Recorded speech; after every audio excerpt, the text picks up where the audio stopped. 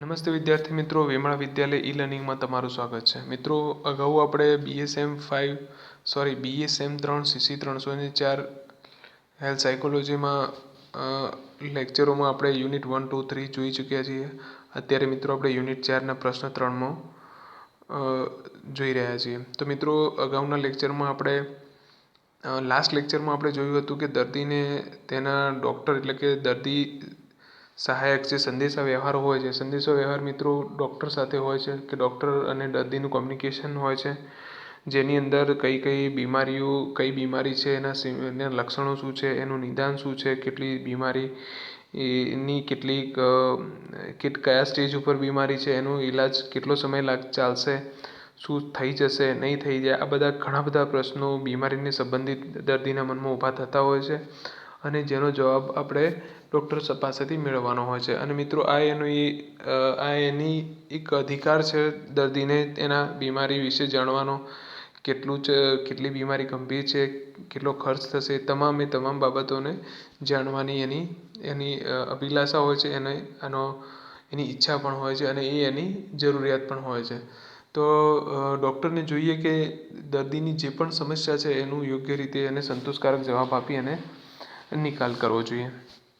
તો મિત્રો, હવે આજે આપણે જે લેક્ચરમાં જોઈશું તે છે દર્દી સહાયકનું પ્રત્યાયન કેવી રીતે સુધારી શકાય અથવા તો દર્દી વ્યવસ્થા સંદેશા વહનની સુધારણાની વિગતો, એટલે કે શું કોમ્યુનિકેશનમાં શું સુધારા જરૂરી છે એ આપણે જોઈશું. મિત્રો, આની શરૂઆત આપણે પ્રસ્તાવનાથી કરીશું. તો જોઈએ કે જ્યારે કોઈ પણ વ્યક્તિ કોઈપણ મદગી, અકસ્માત કે રોગનો ભોગ બને ત્યારે વ્યક્તિની માનસિક સ્થિતિ ત્રસ્ત હોય છે. ત્યારે દર્દીને સાયુજ્ય, સ્નેહ અને હૂંફની જરૂર હોય છે. તે વખતે જો દર્દીની સાથે સહાનુભૂતિ વર્તાવ ન કરવામાં આવે તો દર્દી શારીરિક અને માનસિક બંને રીતે મૂંઝવણ અનુભવે છે. દર્દી સહાયક પ્રત્યાયનના સુધારામાં આપણે જોઈએ તો કે કોઈપણ ક્ષેત્રમાં સફળતા માટે યોગ્ય પ્રકારનું પ્રત્યાયન કે સંદેશા વ્યવહાર યોગ્ય હોય તે જરૂરી છે.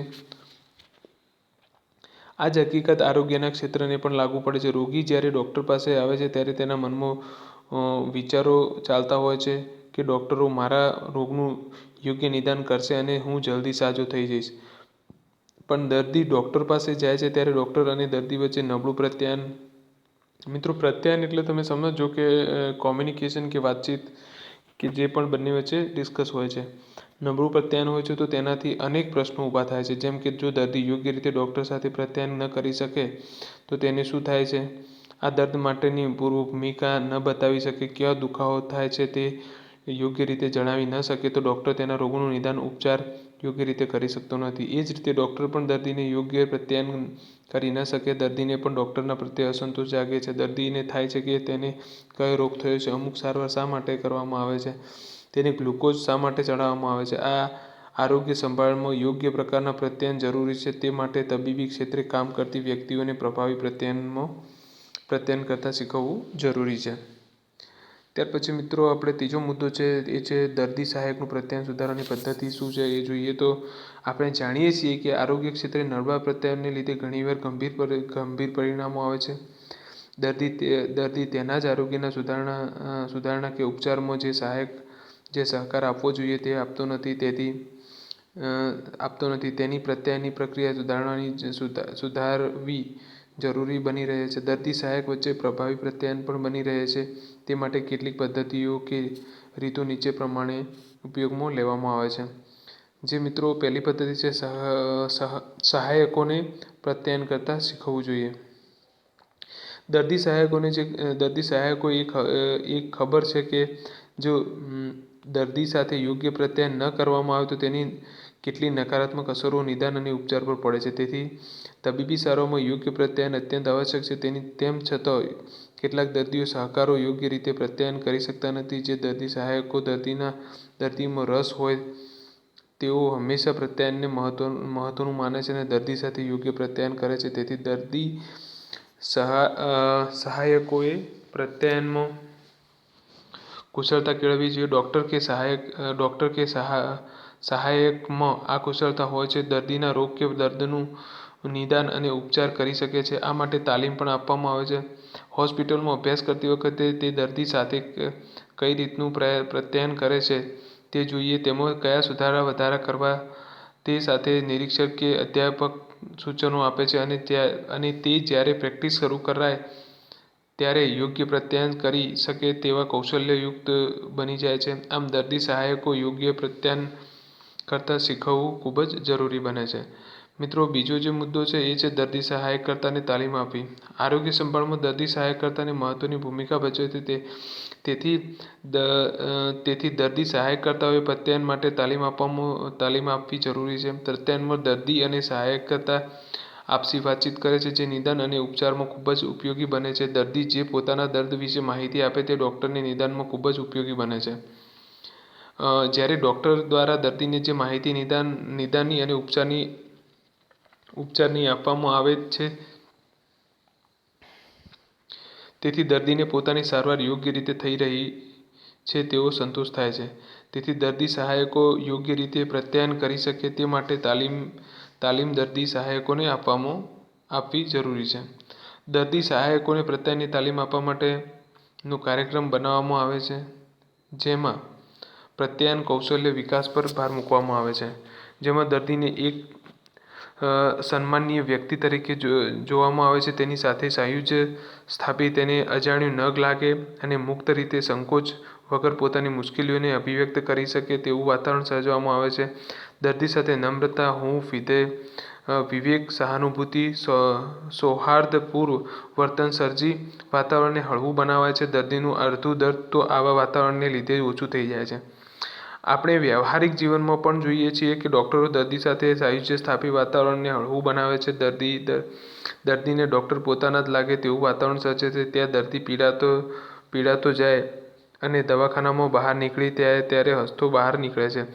દર્દીના નિદાન અને તપાસની વખતે હળવાશથી વાતચીત કરવામાં આવે. દર્દી જ્યારે જાય છે ત્યારે આવજો, કંઈ મુશ્કેલી હોય તો ફોન કરજો કે આવી જજો, મૂંઝવશો નહીં, હું છું ને, તમે તરત જ સાજા થઈ જશો. આવા વાક્યો પર દર્દી પર જાદુઈ અસર કરે છે. આ બધી બાબતોની તાલીમ દર્દી સહાયકોને આપવામાં આવે છે.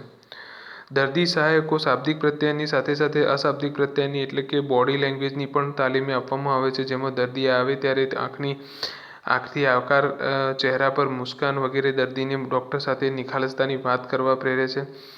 જો મોઢા પરના હાવભાવ તંગતા દર્શાવે તો દર્દી વાતચીત કરવામાં ખચકાય છે. તેથી ડૉક્ટરે હંમેશા દર્દી સાથે સ્મિતયુક્ત વ્યવહાર કરવો જોઈએ અને આ જ અન્ય સહાયકો જેવા કે નર્સ વગેરે પણ લાગુ પડે છે. તમામ ચહેરા પર સ્મિત સાથે દર્દી પાસે આવશે કે પસાર થશે તો દર્દી પોતાની મુશ્કેલીઓ સરળતાથી જણાવશે કે દર્દીને જલ્દી સાજા થવામાં સહાયક બનશે.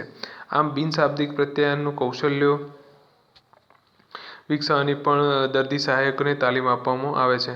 દર્દી સહાયકો શાબ્દિક અને અશાબ્દિક પ્રત્યાયનની તાલીમ આપતી વખતે વિવિધ પ્રયુક્તિઓનો ઉપયોગ કરવામાં આવે છે. જેમાં વિડીયો ટેપ કે ફિલ્મોનો ઉપયોગ કરવામાં આવે છે. જેમાં યોગ્ય પ્રત્યાયન ન કરી શકાય અને યોગ્ય રીતે સાથે પ્રત્યાયન કરનાર વચ્ચેના કયા પ્રકારના તફાવતો જોવામાં આવે છે તે તાલીમ દરમિયાન સહાયકોને બતાવવામાં આવે છે. જેથી દર્દી સહાયકો યોગ્ય પ્રત્યાયન કરવા માટે કઈ રીતે વર્તવું તે ખબર પડે છે. ત્યારબાદ ચોક્કસ ક્ષેત્રે તાલીમ એટલે કે વ્યાવસાયિક રીતે દર્દી સાથે પ્રત્યાયન કરવામાં આવે છે. જો સુપરવાઇઝર પ્રત્યાયનને યોગ્ય હતું કે નહીં, તેની કઈ ખામીઓ હતી, હજી પણ વધારે સારું પ્રત્યાયન કરવા સહાયકે કયા ફેરફારો કરવા જોઈએ તેની સૂચનાઓ નિરીક્ષણ દ્વારા આપવામાં આવે છે.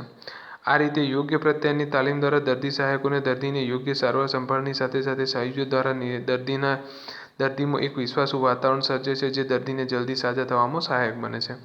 મિત્રો, ત્રીજું છે દર્દીને તાલીમ. દર્દીને સહાયક